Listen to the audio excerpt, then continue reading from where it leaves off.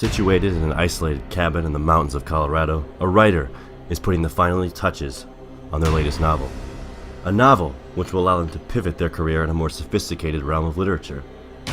On the way to meet his agent with the final work, he loses control of his vehicle and is sent spiraling off the mountainside, breaking both of his legs and several injuries.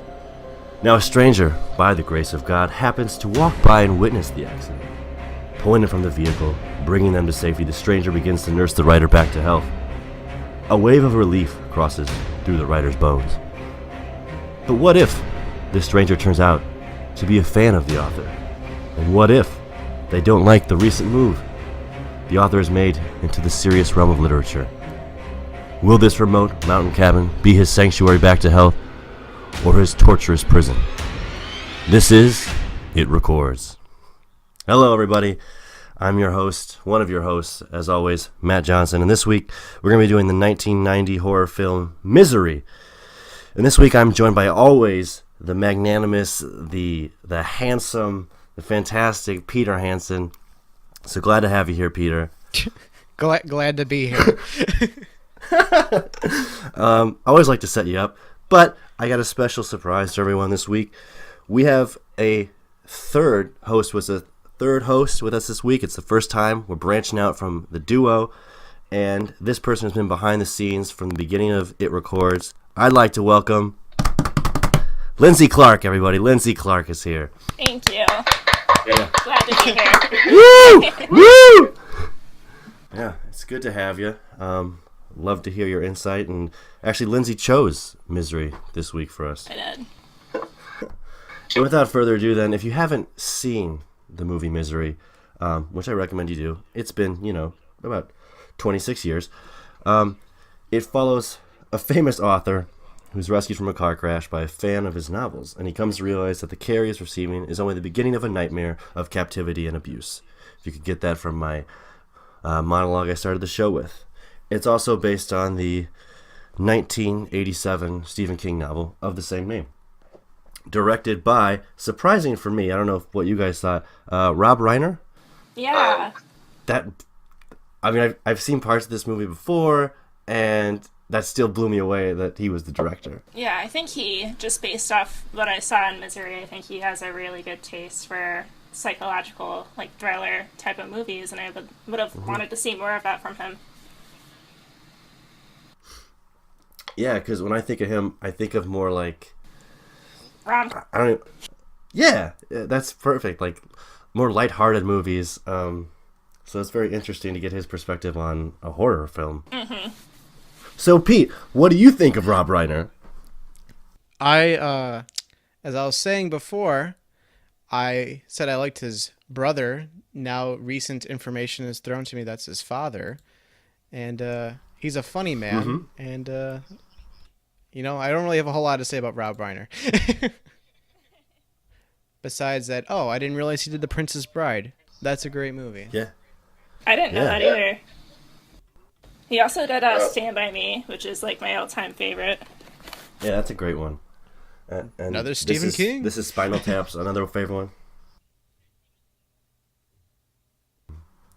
Yeah, interesting about that. Stephen King was really hesitant, in the making of this movie, to do another adaptation because he thought other directors besides Reiner didn't do justice to his films. So he only was going to do it if Reiner would be the director. Which seemed weird because Kubrick did The Shining to me, and I thought The Shining was pretty good. He hated Kubrick's The Shining. I know, but that seems crazy to me. But I thought he liked Carrie when it came out. I don't know for sure. I'll get on the horn with Steven and see what he thought. I mean, he was on coke at the time, so he probably doesn't remember. Yeah. He also wrote Maximum Overdrive on coke, but maybe we'll watch that movie another time. It's a great movie. All right. Well, with Misery, 1990, Stephen King adaptation, as we said, William Goldman did the screenplay. If you guys don't know him, if he's not a household name, he wrote The Princess Bride screenplay, as well as Butch Cassidy and the Sundance Kid and All the President's Men, which are fairly popular. And then something else that stuck out to me was what is it? Barry Sonnenfeld was Yeah. the producer for or cinematography for this one, and he did like Men in Black. all the Men in Blacks and the Addams Family movies. And don't forget about Wild Wild West. Oh yeah, Wild Wild West. That's correct. They went all out for this movie. So yeah, I mean that's the setup. You got James Caan, Kathy Bates, and Lauren Bacall in the film. So that's the setup. I say we go get right into this plot and talk about the horror significance of Misery. All right. Where do you want to begin? There's so much to tell. Yeah, I know. I gotta say, I mean, there's like the opening shot is it's very still, and it's James Caan. He's the author, and he's writing. We see him writing some novel. And it seems very intimate, and he finishes it and he lights his cigarette and his champagne, and then it goes straight into him driving down this mountainside, snowing, with Shotgun playing by Jimmy Walker, and I was hooked. I was in. I don't know about you guys. Yep. How long has it been for everyone since they've seen this movie? Because I feel like we've all seen it before. I meant to see it before, but I actually haven't ever watched it before. I've had the movie first-timer. for like Well, wow. 10 years. Yeah, never watched it. So I figured now is as good a time as any. I actually Yeah, bought no. it since Did you? yeah, it was $5. It was a Halloween deal. Oh, that's a On steal. iTunes. Oh, nice. It was I streamed that thing on Amazon for free, so yeah. You know, things that are streaming. For me seeing this, it's probably been, oh god, I'm not that, probably like 6 years or so. I mean, like close to high school. For me, yeah, it's been a long time since I've like sat down and watched it. Otherwise, I've seen it like on TV in October or something, and just like flip through it and seen parts of it. Like Fright Fest going on in AMC or something. Yeah, and I see it and go, oh, sweet. Or it'd be on Freeform, formerly known as ABC Family. And yeah.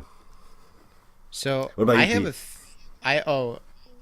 yeah, it's been at least 3 years, but I've just thought of a theory right now that you said talking about the beginning where he gets into the accident.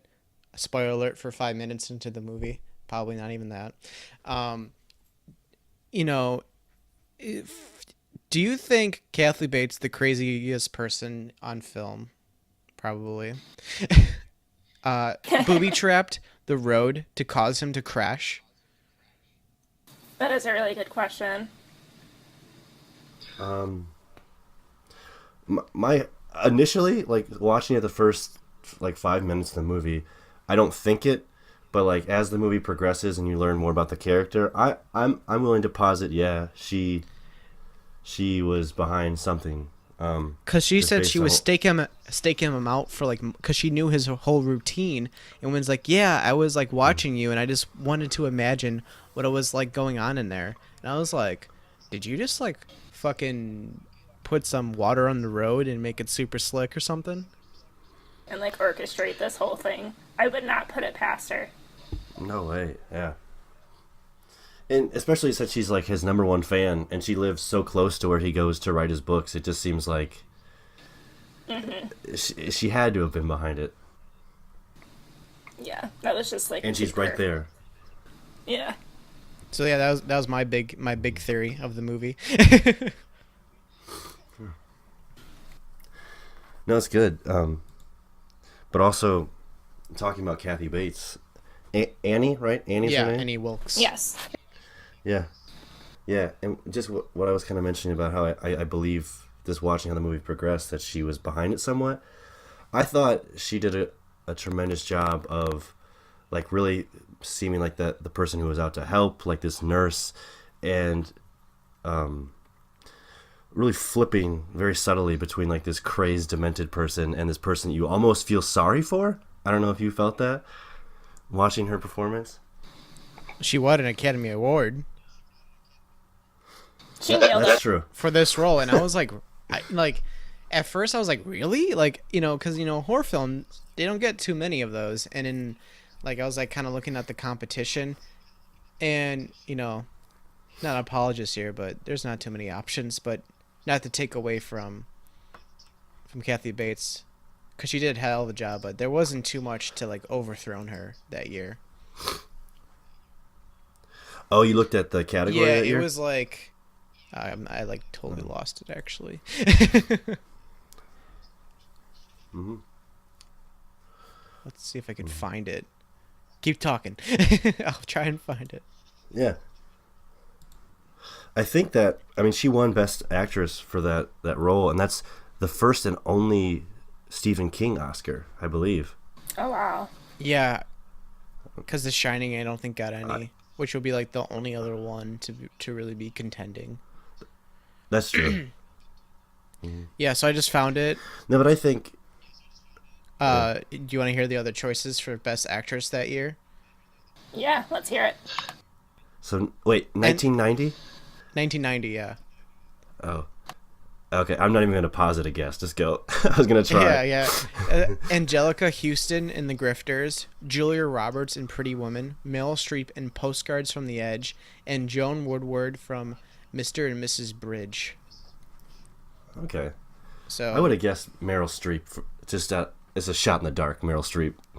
because of how many times she's won. Yeah.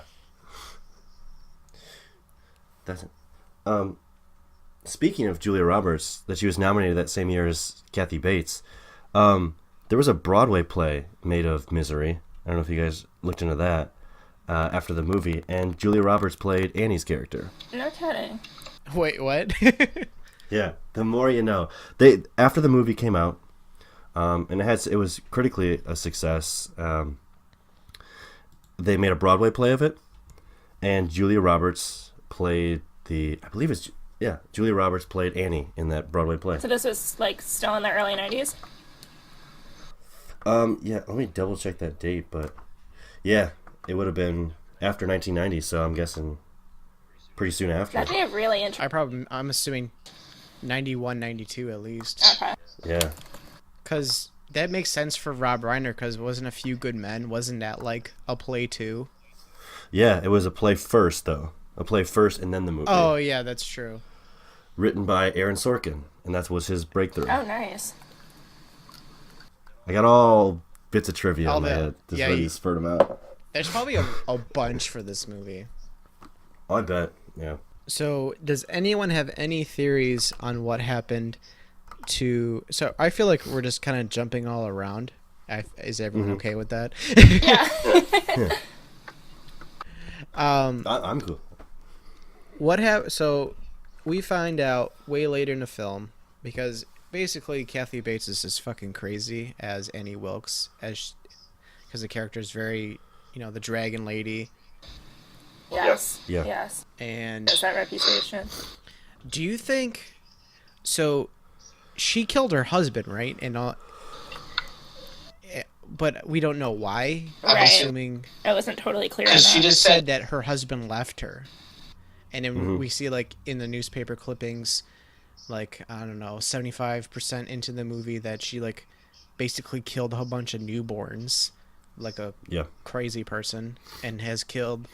And I know in the book, it's, like, she killed, like, over 100 people, apparently. Yeah. But in the book, you kind of get, like, how many people did she kill? As the head nurse of, like, a hospital. Yeah. Of like a children's ward, too. Yeah. I have a question for you guys. Just basically, this is a horror podcast. We're talking horror. The movie, it takes place basically in this house that Annie has, and says she's helping the author back to health, but she's really kind of keeping him there to write this novel because she loves the books. But it also flips back to a sheriff in town a lot, basically trying to find out what happened to the author. I was wondering, when it goes to him, which is basically the only other person it goes to, does it sort of take you out of that like really confined space, that you felt any sort of tension? And would you rather just stayed with Annie and Paul, the author, or did it really affect you at all? That it went off to like this kind of murder mystery type story. That is a really good question. I don't know, Lindsay, you got any thoughts on that? I think it was a good plot device to have that outside perspective. Like, nobody knows what happened to, like, he's presumed to be dead. And, I think that having, kind of the investigation happening outside was good for the viewer. And the more I was watching him essentially being trapped in this house, like, the more, like, he's a very, like, his character is just very reactionary, and so it was good to see some action happening outside of, Annie's house, if that makes any sense at all. No, that definitely does, and I didn't really think of it that way. It's like you said, he's reactionary, which he is, and he's like really passive. So like it's really Annie driving any sort of action in their scenes. Right. So yeah, it is good to see like the sheriff's portion of it. Which Buster's his name, right? Yes. Buster, yeah. Yeah, it was good because I also did feel for him when, spoiler alert, he bites the dust. Yes. I feel like he was like a comic relief too in the movie. The Him and his relationship wife, between him and those his wife. interactions, I thought were really funny. Yeah, I did too. I feel like this And movie, it is definitely, like, by genre definition, a thriller, but it definitely has some humor mixed in as well. Yeah. And I think that helps with any sort of like uncomfortableness you have. You just need that sort of relief for a second. They were a good part of that. Yeah. Yeah, I definitely agree with that. That it was like a nice like break to kind of like get you more amped up when you saw James Caan again with Kathy Bates. Yeah, it's true. It recharged you a little bit.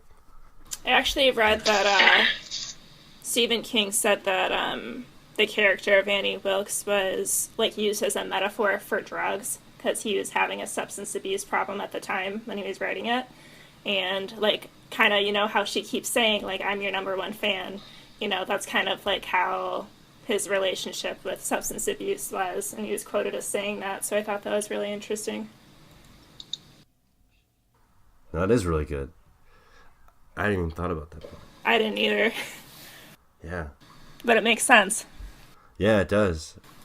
Yeah, you're sort of held captive to that. You're a prisoner to your addiction. And I feel like, she's so obsessed with his books, in particular, like, the Misery series, and, I feel like that character, he ends up, killing this character at the end of the series in order to focus on writing some other kinds of books, and she just, like, loses it, because this character is, like, a sense of comfort for her. She identifies with this character, and then for him to, kind of end it that way, like, you just see, like, the ups and downs of her personality, the way she reacts to that, which was just so, like, perfectly, like, executed by Kathy Bates. No, I agree. 100%. That puts a whole new perspective on the film for me. I'd like to watch it again with knowing that in mind. Yeah, it's definitely like a multi-view movie where you just find out like great information from different characters, because I feel like even though Stephen King's characters are kind of like, he always has like the same kind of archetypes, they're still like interesting to watch and like old-timey and kind of like bring you back to like a scary time that he like invokes with his problems in his life and his like childhood. I feel like he always brings up a lot. Yeah, I always find his language, like dialogue with characters, very interesting. You said old timey, like cock-a-doodle. Isn't that what Annie says all the time? How can you not laugh when she says that? Yeah. And I was she calls so him, like, scared when she was like, oh, Misery would never talk like, or she was talking about the slum kids, like swearing, and she was like mimicking them, and it's like, people don't talk like that, and then she was like getting into it, and I was like, oh my god, Kathy Bates is terrifying. Yeah. Definitely felt the same way when I was watching that part. Yeah. And it just shows you that in the middle of the country, you don't want to be there. You're safer in the city. Yeah. Word to the wise. You're safer where more people are. Was there anything that you guys saw about filming, like framing or anything in particular, that stood out to you, that elicited a certain feeling or generated like a certain emotion for you guys throughout the film in particular? Because I have a The feeling. only thing I really, you do have, I feel like actually the way it was like framed in the cinematography was, it like, I could see how they almost did it into a play because it did feel like one, like how it was shot.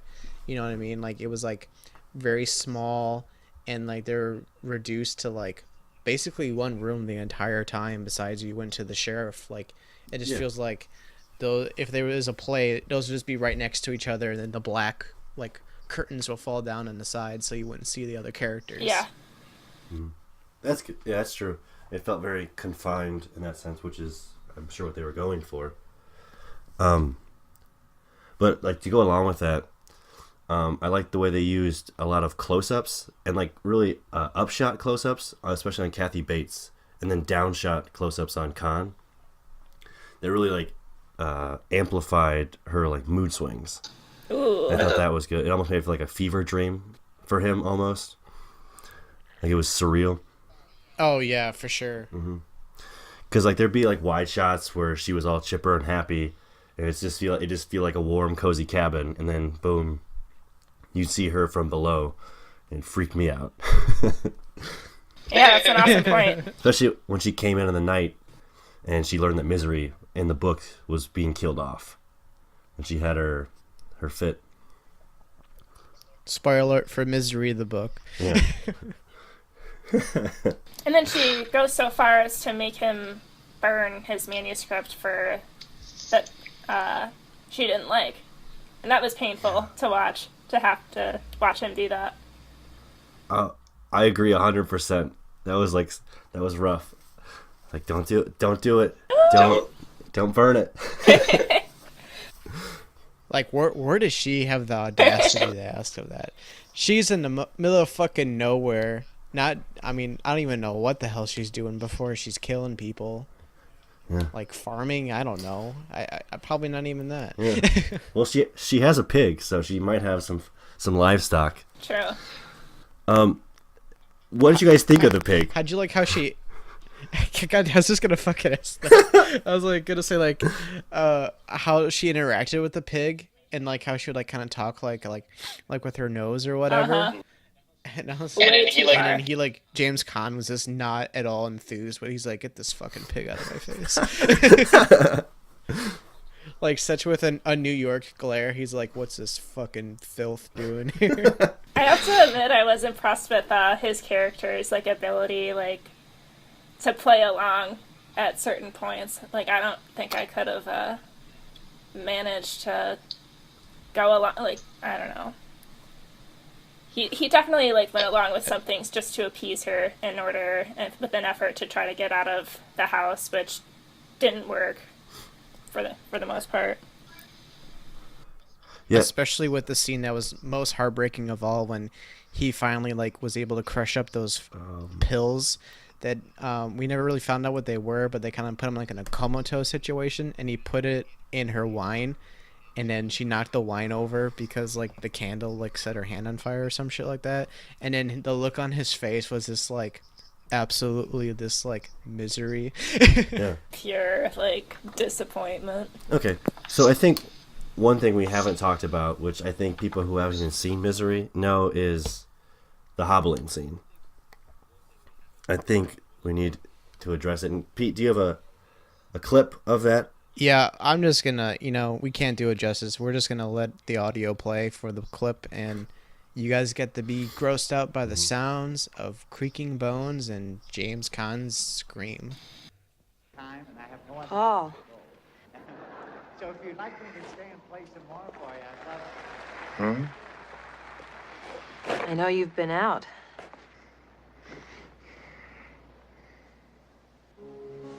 What? You've been out of your room. No, I haven't. Paul, my little ceramic penguin in the study always faces due south. I don't know what you're talking about. Ceramic penguin. Is this what you're looking for? I know you've been out twice, Paul. First, I couldn't figure out how you did it. But last night, I found your key. I know I left my scrapbook out. I can imagine what you might be thinking of me. But you see, Paul, it's all okay. Last night, it came so clear. I realize you just need more time. Eventually, you'll come to accept the idea of being here. Paul, do you know about the early days of the Kimberley diamond mines? Do you know what they did to the native workers who stole diamonds? Don't worry, they didn't kill them. That would be like junking a Mercedes just because it had a broken spring. No, if they caught them, they had to make sure they could go on working. But they also had to make sure they could never run away. The operation was called hobbling.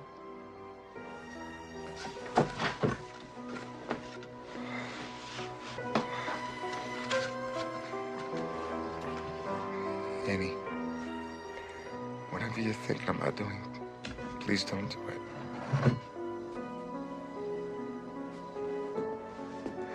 Annie, for God's, Shh, darling. Trust me. God's sake. It's for the best. Annie, please! Almost done. Just one more.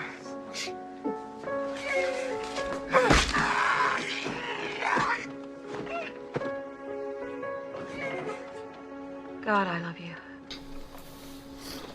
And yeah, we're back, everyone. With the, does everyone ankles hurt and glad that you could walk? Yeah.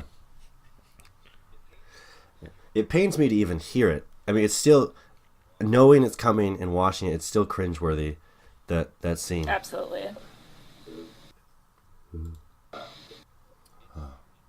It's still one of the, I found one of the rankings that rated the 12th scariest scenes in horror film history. I don't know what 1 through 11 are, but Like, how does they it said that get was 12. much worse? Yeah, right. I think with a lot of those, they're like less like graphic. They're more just like really just like make you feel for the character.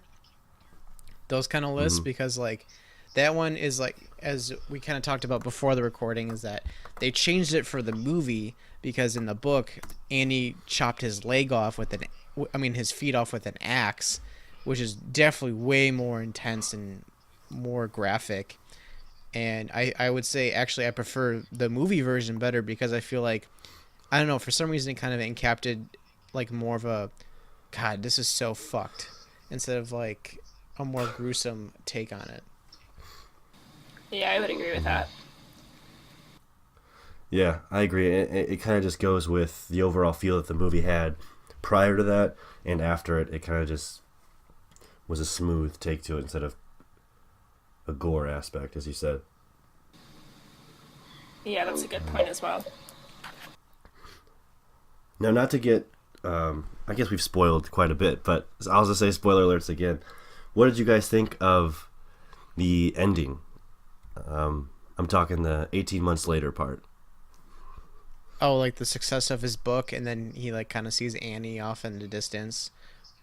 Mm-hmm. Yeah. I just feel like it feels very Stephen King, and like I feel like there's a lot, like, I don't even know what I mean by I say that, but I could just tell that it's him. He like almost gets to reflect about everything that's happened to him. You know, it happened at the end of Stand By Me. I'm sure it happened at other books. Cujo, I think, kind of has that kind of situation too. Yeah, I feel like The Shining kind of ends like that too. Yeah. Oh, yeah. It does. on Nicholson's picture, it kind of leaves you in this ambiguity sort of feeling. But I overall generally like the ending, just because you kind of know he's out of that scenario that he was in. He's out of the cabin. Spoiler alert.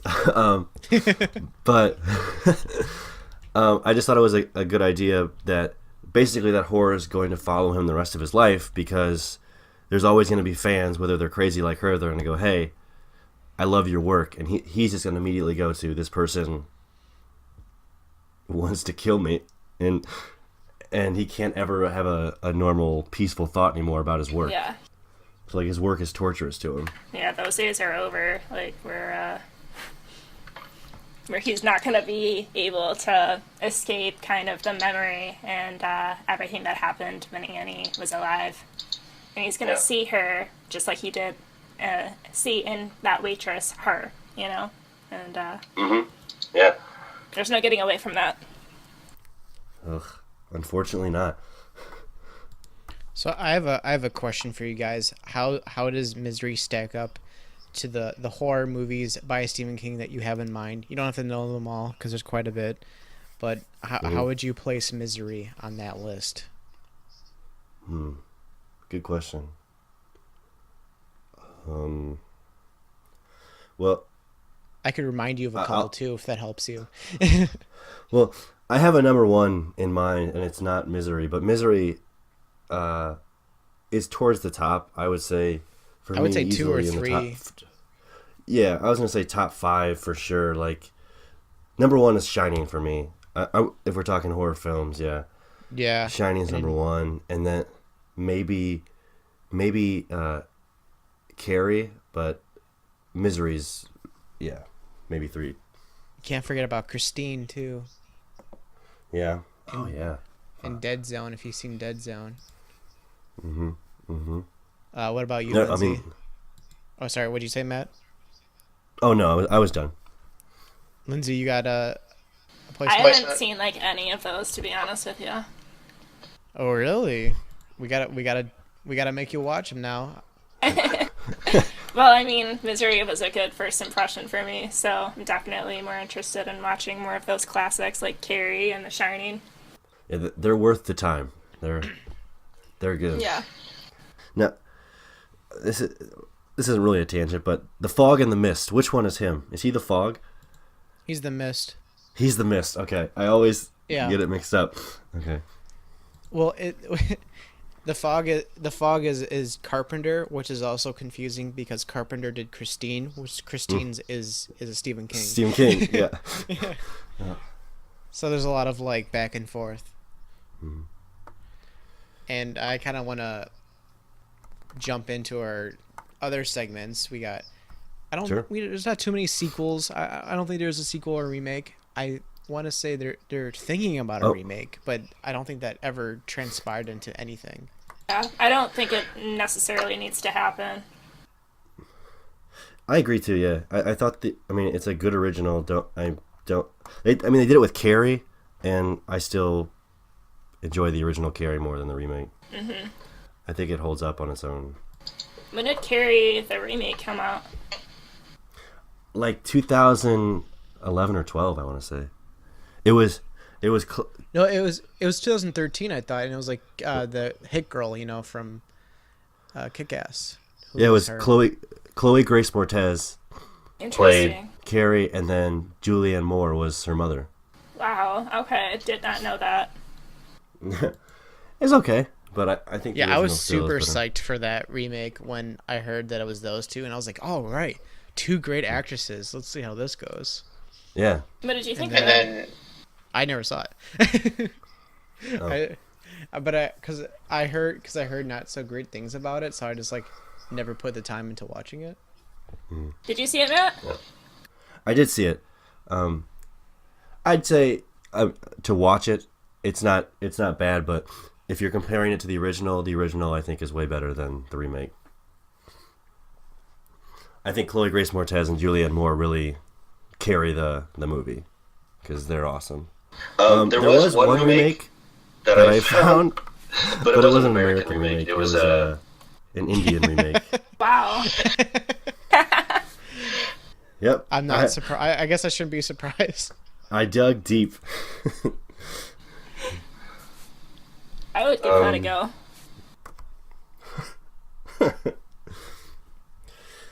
In some other trivia on the film, Paul Sheldon is the author, played by James Caan. He wasn't my the God. first. Sorry, I was gonna Sorry. bring up Paul Shelton too, like a little tidbit about him, but like I want to hear yours. Oh, I was gonna say he wasn't the first choice for the role. There are actually several huge names that weren't him. This They is wanted- exactly what I was gonna bring up. Oh, was it? Yeah, like Yeah. Nicholson was offered the role after The Shining to do play Paul Sheldon. He turned it down. William Hurt got offered it twice, turned it down. Kevin Kline, Michael Douglas, Harrison Ford, Dustin Hoffman, Robert De Niro, Al Pacino, Gene Hackman, Robert Redford, and Richard Dreyfuss. And then they got James Caan. Wow, interesting. Yeah, so process all of those names in the role of Paul Sheldon. Man. I feel, man, Al Pacino would be really funny. Yeah, him and De Niro would be the best, I think. But like, I just think, not like hooah, like Pacino does doing that. I can't even do his voice. That's pretty good. Serpico. But yeah, everyone do your best Pacino impersonation right now. That was mine. Matt, I gotta hear yours, and Lindsay, you're next. Nah. All right. Okay. Hooah! Oh, that was pretty good. Come on, Lindsay. We're all pressuring you to do it now. Let's move on. But yeah, it would have been interesting to see, but Peer pressure. Peer pressure. not gonna happen. You don't have to do it. No, it would have been interesting to see what Al Pacino or Jack Nicholson could have brought to that role. But I really think that Definitely. James Caan, like, he just nailed it. No, I agree. I think, and even what I read from like reviews at the time is like, this was like a pretty pivotal role for him because he had been in a lot of like aggressive and like zany characters, and this is like a change of pace for him that kind of reestablished his career. So, good for James Caan. Yeah. Well, give it up for James Caan. No, I'm kidding. Let's give it up for James Caan, everybody. So this movie we said was critically successful. What do you guys think the budget was on the 1990 Stephen King horror film? I got the numbers. My guess is probably not I that high. already looked it up. Let's You hear cheat. it. Do you have a guess, Lindsay? Oh, no, just No. pretty low is what I'm guessing. It was a 20 million, which is Oh, it's a, I'd say That's very all high right. for 90s. yeah. yeah. But it made it back 61.3 million in the box office total. So all around, it killed it. Yeah. I think everyone knows that I will defend this movie. And Matt, you're going to destroy it, right? Like you destroy all the No. other ones. No, I will defend this one. I've destroyed only a few. Only a few I've destroyed. At least 50% you've destroyed. I would say like a 40%. It's more like 49. 49%. Lindsay, I could take a guess for you, but do you defend or do you destroy this movie? I'm gonna defend it. Yeah. I like this movie. I honestly, like, it's very difficult sometimes for me to to be engaged with movies. Like, if it's slow in the beginning, I get bored. I turn it off and I can't, like, there's no going back. With this, I was instantly engaged. And, that doesn't happen a whole lot, honestly. Not with me. So, Well, That's good. 2 thumbs up for this one. Awesome. Unanimous defense. From the A Record resounding Steam. recommendation. Yeah. Get out there and watch it today. One last just little trivia bit that I saw that it stuck with me because I'm a Shining fan. Kathy Bates' character, Annie, she says something about there's a guy who went crazy in a hotel nearby. Oh. It was all in the news or whatever. Really? I didn't catch that. I nerded out a bit. And yeah. So I thought that was a cool little inside movie line. Huh. But yeah. Do you think the universes are connected, or is that just Stephen King being a little playful? I think a little. That'd be. I hope a little playful, because that's got to be hard for him to say that all of his books are in the same universe. He's written like so many books, like 10 books a year. I feel like at least. He's the Woody Allen of writing books. I think that's a good title for him. Mm-hmm. The Woody Allen of books. As in, he makes a lot of stuff not because he married his daughter. Yeah, definitely not that part. Don't want to have any libel towards Stephen King. Talented guy, though. Well, I think that wraps us up, everyone, right? Yeah, I think that does it for this week. Thanks for tuning in, everybody. We had a great time, as always, in the It Records podcast, and it was great having Lindsay Clark on the line to talk with us. Thank you. Enjoyed it. That's great. That's good to hear. We don't want you to hate it. I would have let you know. But until next time, we got our website online. Check out our recent blogs. Peter's going to have stuff up there about his screenplay process, writing a horror film, and I'm going to have something up there soon. Check out our latest episodes, mini episodes on SoundCloud and iTunes, and we'll have them linked on the website as well. Get on the forums, let us know what you're thinking, what movies you want us to talk about, or something we missed. We'd love to get feedback from you guys. For the latest news, look at the Facebook page and the Twitter, and we'll be getting at you. But until next time, I'm Matt Johnson, and I'll remain in the shadows. I'm Peter Hansen, and I'm lurking right behind you. And I'm Lindsay Clark, and I'm new here, so I don't really know yet.